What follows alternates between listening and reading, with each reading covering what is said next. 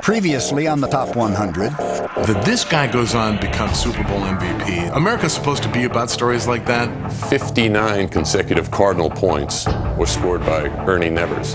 He's such a game breaker. He can change the game at any time.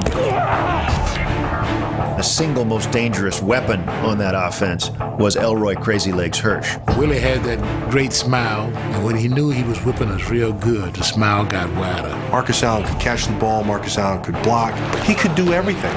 Joe Schmidt, too small, too slow, just the best there ever was. And he had a temper.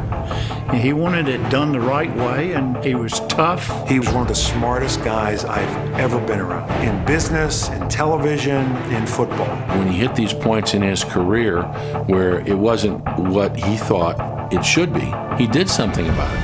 And now, the countdown continues.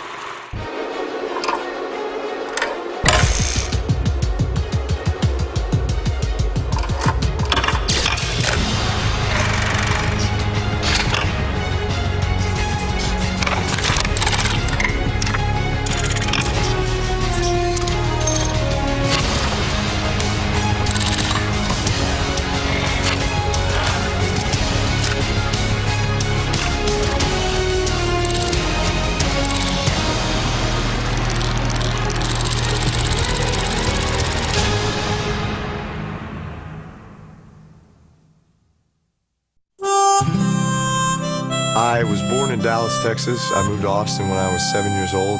So naturally growing up, I was a huge Dallas Cowboys fan. We're talking early 90s, the heyday for that Dallas dynasty where they won 3 Super Bowls in 4 years. Certainly that takes a pretty strong-willed person. And, you always saw that in Troy when you watched him play. Now all of a sudden here I am an NFL quarterback. And I'm aspiring to accomplish what I saw as a kid.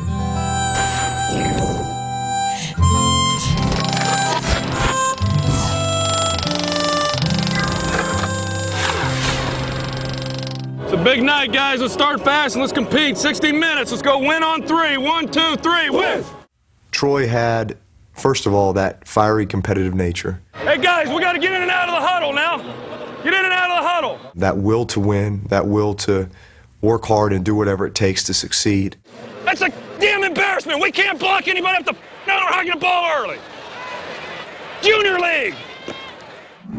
Be able to make sure that he's spreading the ball around and he's playing within the offense and playing within himself, but giving everybody the opportunities, knowing when, he's called upon to make the play and he's going to make that big throw. It couldn't have been thrown any better. There's going to be those times where, hey, maybe they're frustrated or and you just have to manage a lot of those personalities from time to time. It's your leadership ability that makes sure you're getting the best out of those guys. I had an ability to throw the pass pretty much where I wanted. I was always very accurate. It's a supersonic laser blast from Aikman to Irvin for a touchdown. I took a great deal of pride in my ability to stay in the pocket and get hit and deliver the football.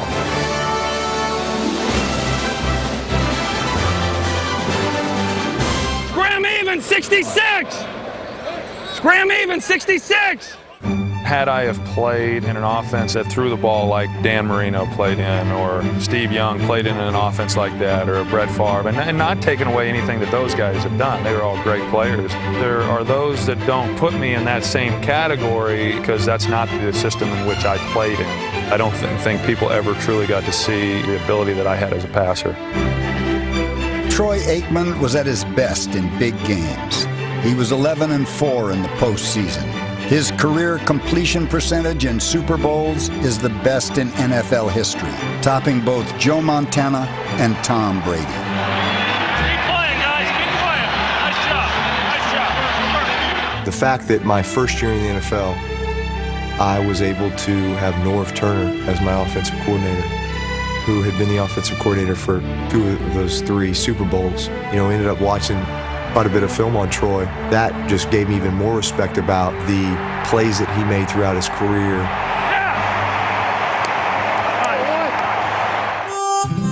To think that when I was a kid watching Troy Aikman play and win Super Bowls, that I would, 20 years later, be a Super Bowl champion myself.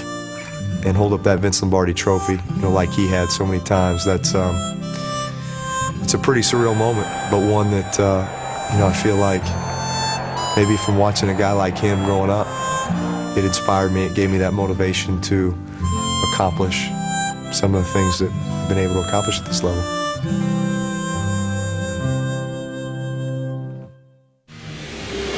Joe Gary of the Steelers grabs it on his own 12. Behind fine blocking, he cuts to the sideline, and he seems to be away for a score. But just look at M. Tunnell come after him.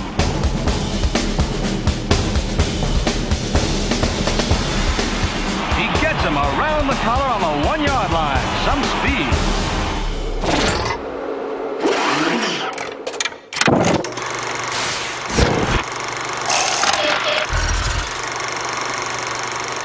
He was the first African-American player for the New York Giants. He later became the first full-time black assistant coach in the NFL. They're kicking a 40-yard field, though. That's a long ways. You ain't going to rush him, are you? No. Not unless he was the first African-American inducted in the Pro Football Hall of Fame. But to me, the real impact was on the field. He was a safety who was in charge of sort of roaming and patrolling the outfield. Watch M. Tunnell play it like Willie Mays. A perfect catch. Quarterbacks at the time talked about Tunnell was one of the best at faking his intentions, disguising his intentions. Quarterback would wait all day, see that Tunnell didn't seem to be spending a lot of time over in a certain area of the field, and throw there and get burned for it. Bobby Lane called Tunnell the best in the business at that. Because of that, he was incredibly successful at not just stopping the other team, but changing games.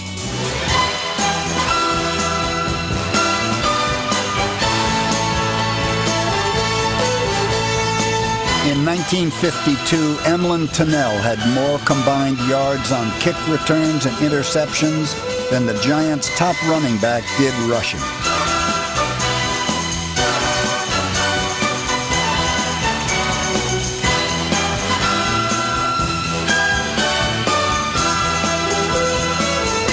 The high punt drops into the waiting arms of Emlen Tunnell, and he does what the New York fans have been hoping for all afternoon as he dodges away from the outstretched hands of the Eagle defenders to romp 72 yards behind good blocking, adding another brilliant run back to his record and a touchdown to the New York side of the scoreboard. He did the thing that coaches tell their players over and over again, get the ball and run with it. There was not a lot of hesitating and jitterbugging. Tunnell got the ball and found the hole and ran to daylight.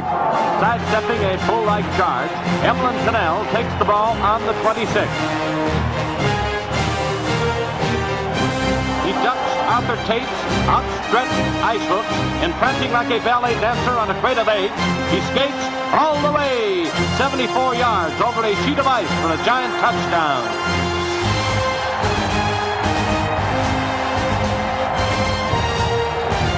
Tunnell missed only one game in his 14-year NFL career with the Giants and Packers.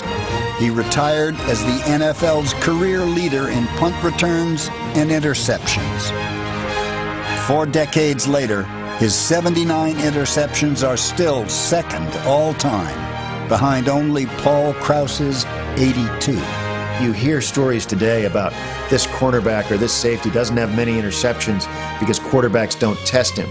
Well, that was certainly the case with Tunnell, and yet he still was the NFL career leader in interceptions when he retired. He didn't wait for the game to come to him. He went and made plays. And that idea that you could have a game breaker on the defensive side of the ball more or less originated with Emlen Tunnell.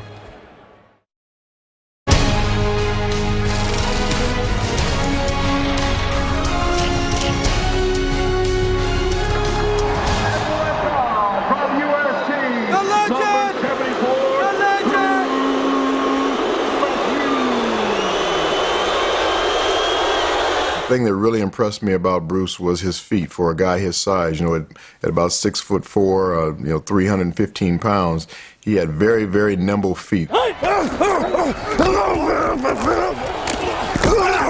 He had a very low center of gravity. He never really got knocked out of technique. He was always balanced, always square, and that's something that's very, very important for an offensive lineman to be successful. You know, Bruce was kind of a laid-back, quiet guy, but he was very, very competitive. He could play every position on the offensive line and made All-Pro at 2 of those different positions, and probably could have made All-Pro at all 3 if he wanted to. And running the run and shoot offense, we had basically the 5 linemen. We didn't have a tight end. We asked our offensive linemen to be very, very athletic in some of the things that they had to do, and Bruce got the job done. And who's taking over on the inside but Bruce Matthews, squishing people in there. You're just a great athlete for a guy that huge. Bruce Matthews wasn't only agile, he was dependable. In 19 years with the Oilers and Titans franchise, he competed in 296 games, more than any offensive lineman in NFL history. Matthews lasted so long that his former college teammate Jeff Fisher became his head coach. You ever gonna get sick of this game, man? I don't want to have to really work. The biggest thing was you never quit anything. I had one time, like on a 7th grade basketball team in middle school, where things weren't working out. I knew basketball wasn't where my future was, and I wanted to hang it up. My dad, he was very adamant, explaining to me, what a man of integrity was all about, that once you commit to do something, you finish it. Bruce was one of those guys you could count on each and every week because he never really had any major injuries. Consistency is very important for an offensive lineman and a group of offensive linemen together. The longer you can keep those guys together playing, the more success they're going to have as a unit, and the more success I would have as a quarterback as far as staying upright and being protected. Under some pressure, throws in the end zone. Harris, touchdown! But I got one ball. It's a guy that's been on this team for 17 years.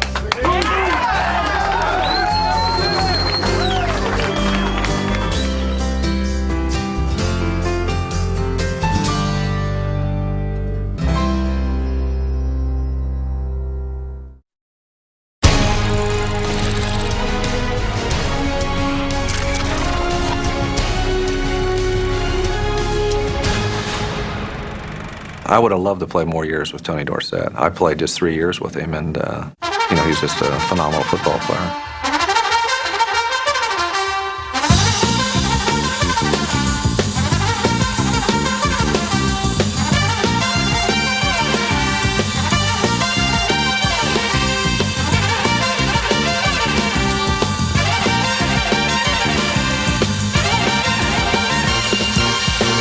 Tony had moves, so he made a lot of big plays, but he had exceptional speed. I didn't run away from people. He was very tough inside. But everybody said he wasn't big enough. And what are they talking about? The guy's got good size. Tony could run inside with the speed he had at the outside. He could do everything. Back to the goal line, pass is tipped, caught by Dorsett anyway. At the 15, Dorsett at the 20, breaks a tackle to the 30, down the near sideline to the 40, cuts back to the middle of the field. He may go all the way.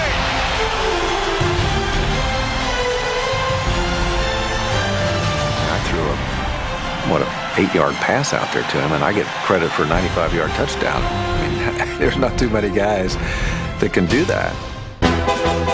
Before Tony Dorsett arrived, the Cowboys had a dynamic offense. Yet they lacked an explosive runner to complement Pro Bowl quarterback Roger Staubach. We kind of went 3 years after Calvin Hill and Dwayne Thomas with, I might have been the leading rusher. Then we got Tony in 77, and man, it was like a godsend.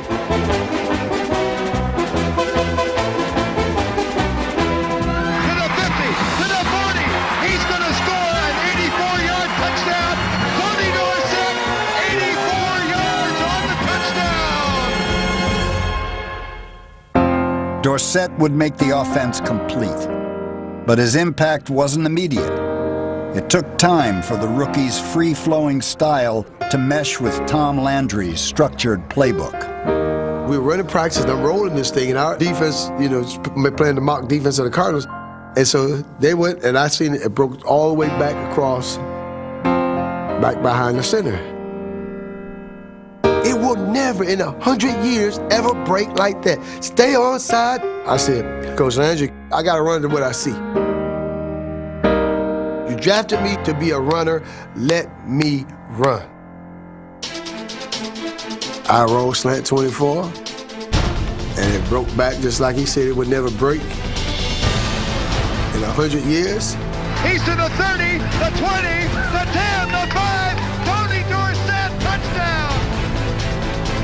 And the next day in the meeting, Coach Landry comes in and he says, okay, Tony's a different type of runner. What you guys are going to have to do as offensive linemen, you're just going to have to put your hats on your guy, and he's going to run to what he sees. From that point on, I was able to become TD. In 1977, Dorsett went on to win Rookie of the Year and helped Dallas win its second Super Bowl. He became the first player to gain more than 1,000 yards in each of his first 5 seasons. Before he retired, Dorsett trailed only Walter Payton on the all-time rushing list. He was a great football player. The things he did were special. He's not only in the top 100, he's right there in the top running backs of all time.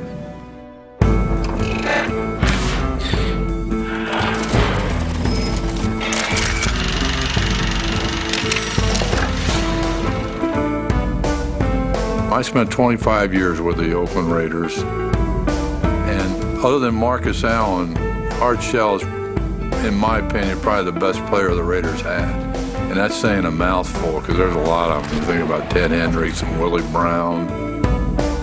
But if you're drafting, if you're going to start a team and you're drafting, you say, okay, who do I take after Marcus Allen? Be Art Shell. And we're mighty happy we did, because San Diego had a big defensive line. They had Ladd and Faison, and of course that bunch in Kansas City, Jerry Mays, Buck Buchanan. Hall of Fame left tackle Art Shell was drafted to stop the best defensive lineman of his day. For 15 seasons, his greatness was a reflection in a mirror. It was measured by the success his opponents didn't have. I always thought one of the guys that changed the game of professional football was Fred Dean, because San Diego Chargers started moving him around. Now it's a regular part of the defensive package. Find out who the weak sister is and put your best player on it. Well, Fred Dean was the first guy that did that, and the reason the Chargers did that was he couldn't beat Art Shell. He was very tough, very mentally tough, but he was also gifted athletically. He had strength, he had a great punch, he could run block, his feet were remarkable.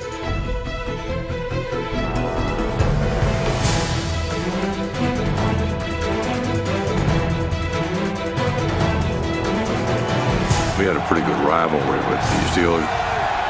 He and Dwight White had some really good battles. Dwight White, I enjoyed playing against him. One time we ran a run play, and he told me, "You won't get it again."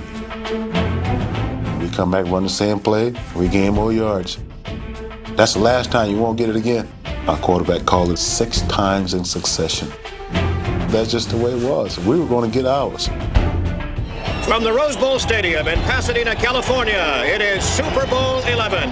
We had the utmost respect for that front four. Jim Marshall, Carl Eller, but we were not going to be denied by anybody. I mean, you could have had Godzilla over there. We were not going to lose that game. Art Shell, number 78, consistently eliminated Jim Marshall. Shell was so overpowering that Marshall did not make a tackle the whole game. The game he had against Jim Marshall in the Super Bowl was just as good a game an offensive lineman could ever have. Jim Parker and Art Shell are the 2 best left tackles that are in that Hall of Fame, and I don't know if you could split those guys. That's how good Art Shell was. He's either 1 or 1A, the best ever to play in the National Football League.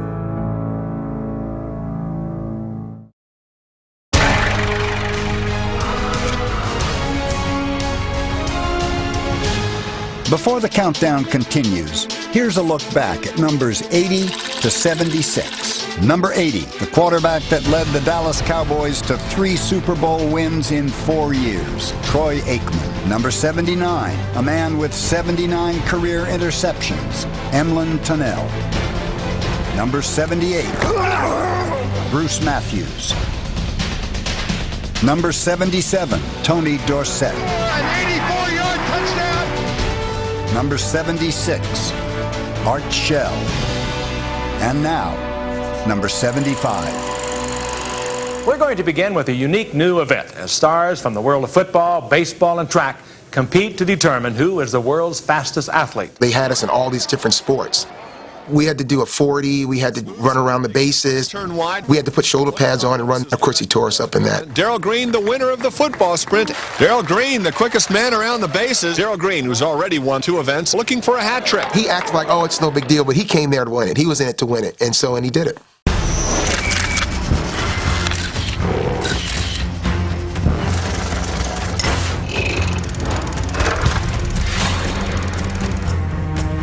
I was the fastest kid in my neighborhood. I was the fastest kid in my elementary school. I was the fastest kid in my college, the fastest kid in my conference. I was the fastest for the Redskins. Redskins cornerback Darrell Green was fast.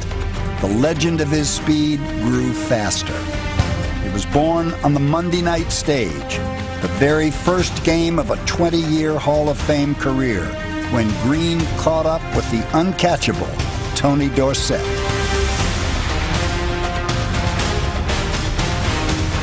Only one man on the field could catch him, Darrell Green, the world-class sprinter from Texas A&I. He ran it. Tales of Green's speed soon outran the truth. We did run against each other in college. He was a world-class sprinter, but he never beat me. Darrell, stop telling the world you did not beat me. Darrell's without question one of the fastest guys I've ever seen. Darrell, I'll give you your props, but you never beat me. I don't want to diminish it, I just want to clear it up. Oh, I think I found one. 2-2, old buddy. Make you run fast. The sweetness of Green's stride was the true source of his speed.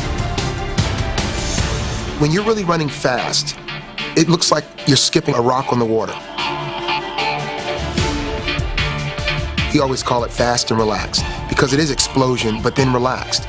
So when you're running your fastest, it feels easy. It's really strange. So any person that is fast or a sprinter, it's the one that can settle down and relax that actually runs fast. That's why when Darrell was catching people, it's like, wow, he's not really running. But actually, he really was running. Got the first down, breaks it, 30, out to the 40. He's chased down by Darrell Green at the 35-yard line. At 5'8", Green may not have looked imposing, but his speed gave him stature. If you have a hard punch from a small guy that's quick, then that's the same kind of force you get from a big guy that's moving slower.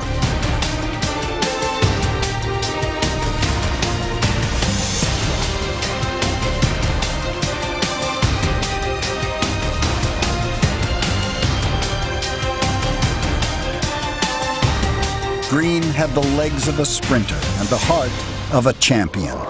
He put both on display in the 1987 playoffs. With the Redskins' Super Bowl hopes withering in the Chicago cold, Coach Joe Gibbs needed a spark in the return game, and Green was ready. Be prepared for that right now moment. Okay, son, you're up right now. And in that right now moment, you need to be ready to perform. That was that right now moment. Green driven back to midfield on the far side. He's got the ball up to the 45, far side 40, a seam to the 35, vaults a man to the 30, breaks it to the near side 25, watch out to the 20, near side 10, he's gone, touchdown, Washington Redskins. I just saw that as an amazing play for many reasons. Number one, he didn't always return punts. He actually leaped over a guy, he hurts his rib. You saw when he got hurt because he started holding his side. And the reason he could do that is because he blocked his mind out and just ran. and it made it look easy. It did not look difficult. It was like the other players on the team just kind of laid down and let him run through it. And that one play turned the whole game. That's what the great players do. They make it look easy, and Darryl was one of those.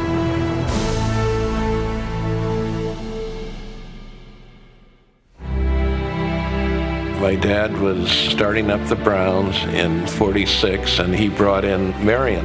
I was 12 years old, and I'll tell you, when you have a hero when you're 12 years old, he's a hero that you have for the rest of your life. He's a hero for me for as long as I live.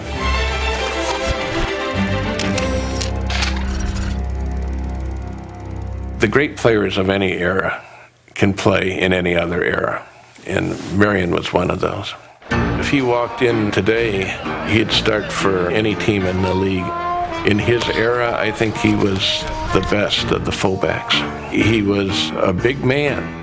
The Mammoth Motley, 238 pounds of football dynamite. He was 40, 50 pounds bigger than some of the guys that were playing in his day. Motley football's version of the atomic bomb. He was like Earl Campbell in more recent times, that he was a collision runner. He'd hit people and they'd fall off and he'd keep going. Big Marion Motley had a great day. He took a handoff from Otto and pulled and galloped his way for 58 yards. Old Mariucci is feared, and you got the idea why when he got moving on this one. And in his prime, boom, he had a burst to him. Boom, boom up the middle, taking off like a GI on a 3-day pass. He shows his tremendous drive. Counting his 4 years in the old All-America Football Conference and 5 in the NFL, Marion Motley averaged 5.7 yards per carry, still the highest career average among running backs in pro football history. He was a great runner, but he was more than a great runner. My dad used to say that Marion was the greatest all-around player ever. He was perhaps the best pass-protecting back ever.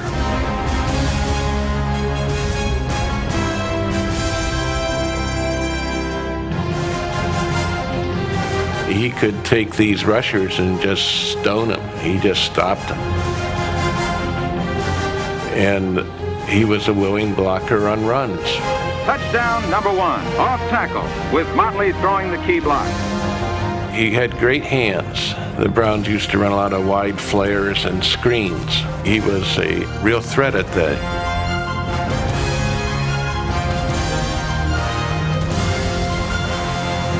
Beyond that, he was a guy who could go in and play as a linebacker, and the Browns used him as a linebacker in short yardage situations. He was considered the most talented of the Browns linebackers. He had the most physical ability. Browns played for the championship of their league in all 8 of Motley's years with the team, winning 5 titles. We had some great players with those old teams.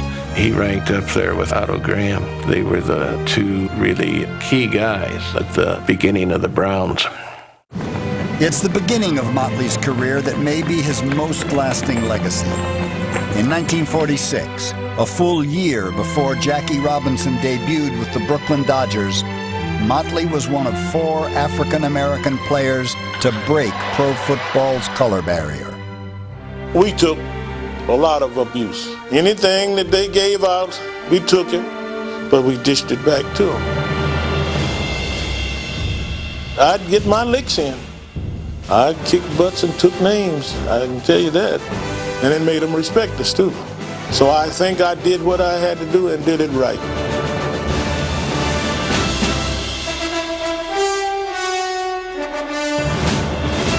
It's been a long time since he came into pro football, and memories fade. People probably don't have him in mind like they have later guys, but he was as good as any of them. I'm pretty selective. I don't have so many of them that I consider super, but I consider Marion Motley super.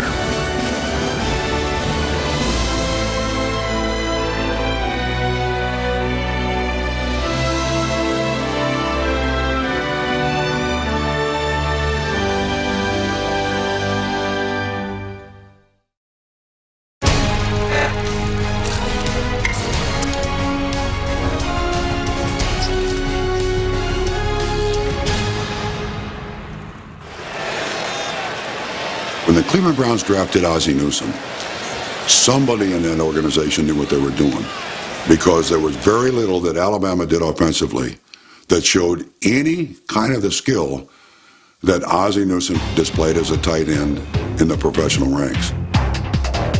This kid was sensational getting off the line of scrimmage.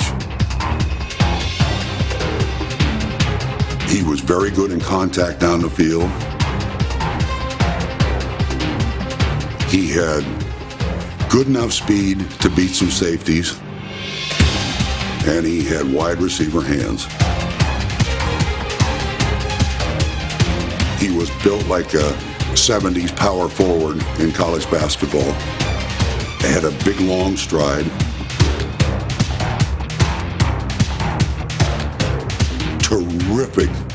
Terrific receiver down the field.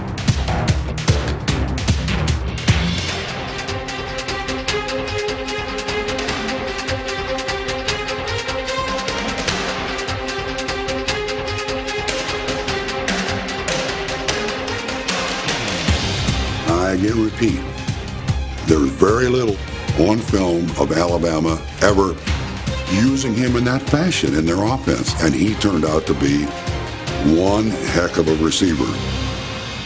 At Alabama, Newsome displayed the kind of qualities that don't show up on film, like sportsmanship and humility. But in his NFL debut in 1978, the rookie tight end forgot what Coach Paul Bryant had taught him and immediately felt pangs of regret. The very first game of my rookie year, it was on end around. When I turned the corner, it was nothing but me and the bleachers. And when I got there, my emotions took over and I spiked the ball.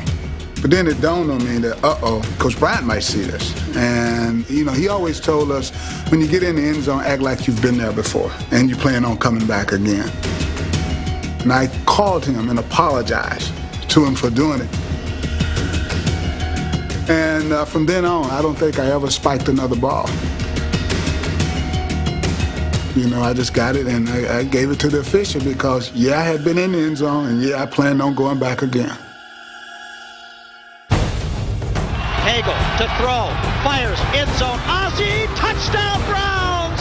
Ozzie Newsome with a marvelous catch! Vintage Newsome.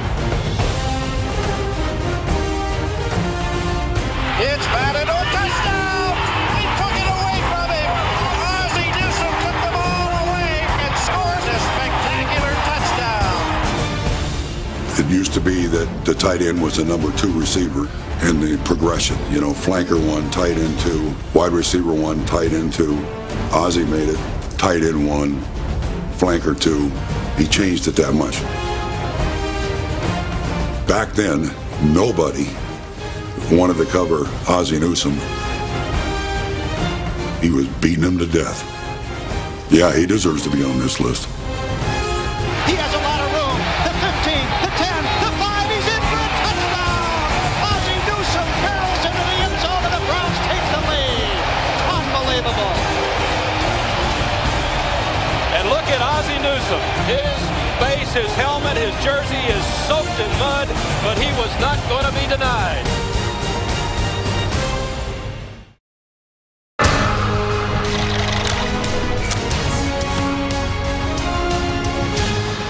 I'm a bull rusher, man. I was known for power and running in there, hitting the guy, and being able to at least jack you up or make you feel like, okay, I know at some point I can break you. With him, there was no breaking.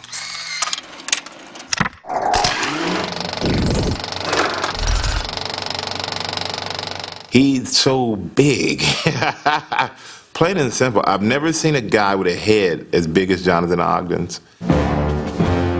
I've never seen a helmet fit so tight on somebody's head. If you saw him on the street, you would say that guy can't move fast enough to get in front of anybody. But when he puts on that uniform, it looks right on him. Jonathan Ogden was so natural, so fluid. He just made everything look easy. And there's nothing worse than when you're working hard against somebody and you're out there sweating and grunting and you're looking up at this guy and this guy's just sitting there with his head wedged in a football helmet, kind of just with a look of, well, gosh, that's the best you could do? So disheartening. Extremely tenacious on the football field, just had that will that he was not going to lose. And I'm not talking about guys that says, I'm not going to lose, and you lose every once in a while, but then you know, no, he's not going to lose at all. He was great at run blocking, obviously with his size. He can move anybody out the way, he can shield you, he can do all those things. But the tough thing is to be a pass blocker. Being a left offensive tackle, you're the guy that gets the best pass rusher for the most part. So for him to be able to handle a speed rusher at his size, then to be able to handle a power rusher at the same time, it's like, wow. You don't find a guy who can do, you know, all three of those things and make them all look easy.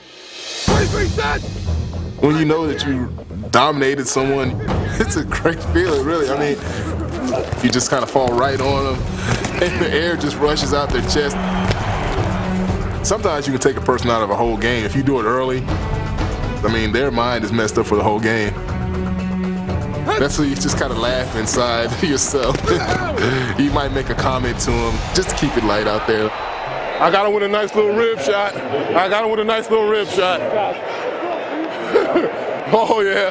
That's that old veteran move, Sam. It's an old veteran move. I'm bitter. Jonathan Ogden, I'm bitter. You were too good. Made guys like me look bad. It's not fair. I'm blaming your mama and your daddy for the genes they gave you. Jonathan Ogden was blessed with so much talent, he won a shot put title at UCLA, making him eligible for the Olympic trials. I didn't know he was an Olympic caliber shot putter, but I have seen him shot put quite a few guys across the football field. So I think that shot putting experience at UCLA did come in handy.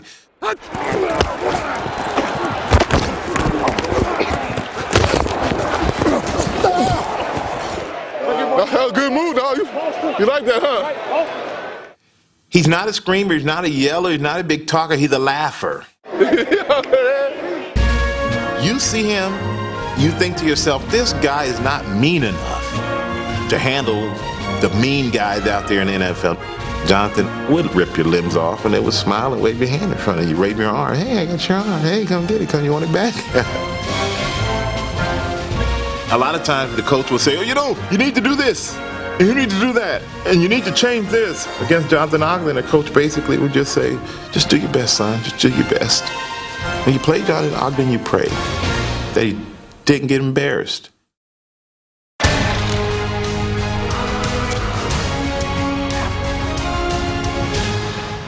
Before the countdown continues, here's a look back at numbers 80 to 72. Number 80, Troy Aikman. It's a supersonic laser blast from Aikman to Urban for a touchdown. Number 79, Emlen Tunnell. Number 78, Bruce Matthews. Number 77, Tony Dorsett. He's not only in the top 100, he's right there in the top running backs of all time. Number 76, Art Shell. Number 75, world-class sprinter turned all-pro cornerback, Darrell Green. Number 74, Marion Motley. If he walked in today, he'd start for any team in the league. Number 73, Ozzie Newsome. Number 72, Jonathan Ogden. And now, number 71. When I came to the Dolphins, we stunk. We were a 3-10-1 team at the bottom of the heap. And then all of a sudden, Shula came, and then he brought Warfield. And the next thing you know, we're a legitimate team.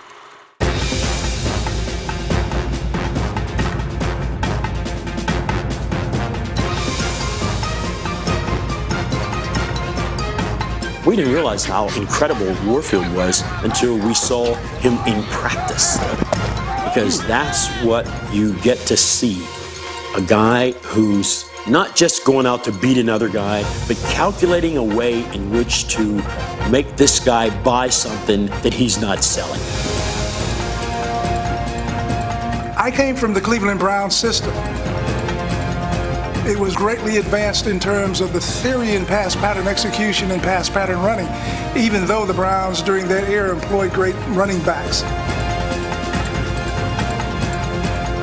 They had great theoretical ideas about how to throw the football vertically downfield.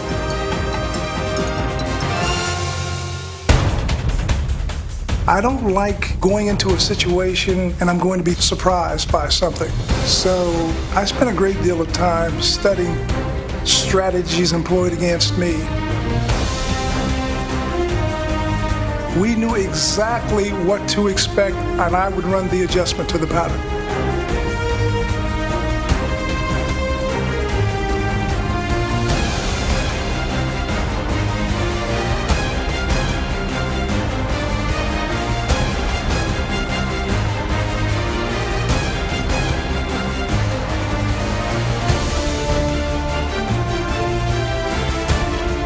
From 1964 through 69, Paul Warfield was the NFL's most dangerous receiving target. But when the Browns needed a high #1 draft pick, they reluctantly traded Paul to struggling Miami. The deal made the Dolphins instant Super Bowl contenders. Many a time I would see Paul count his steps, and as soon as he saw this guy commit to one of the steps that he gave him, he would turn the other way. That's why when you look at films, you see Paul by himself, because the other guy is still back there wondering what the hell happened just then. His uniform was always clean. In other words, he didn't get banged around too much, and he was always off the ground. Every catch that he made, it seemed like he always went up and got it just before the ball was supposed to be coming down. He would go up and get it and leave that defender. Where I saw him shine was in the game against Oakland in 1970. He was so smooth and fluid, like an antelope. He came in and he did a 360 pirouette, and he left that guy standing here right like that. We were a running team, but we needed to throw. You had just as much to worry about then, too. When they line up and we see one guy covering Warfield, all of a sudden you see Greasy going, 40, 40. And hey, all of that is off. We're throwing it to Paul. In 73, he only caught 26 balls, but 10 were for touchdowns. During our championship runs, he absolutely brought to us another weapon that people had to fear, but they couldn't stop it. He was one of the key parts that allowed us to be successful in the 2 years that we dominated the National Football League. On the next episode of the Top 100. Sometimes in football, you'll get a real gifted player. That might cause a change in football. Every field or court he's ever stepped on, he's been the best athlete. There may never be another guy like him. Ever. Oh my gosh, what a run! The countdown to the greatest player in NFL history continues when numbers 70 to 61 are revealed. Next time on the Top 100.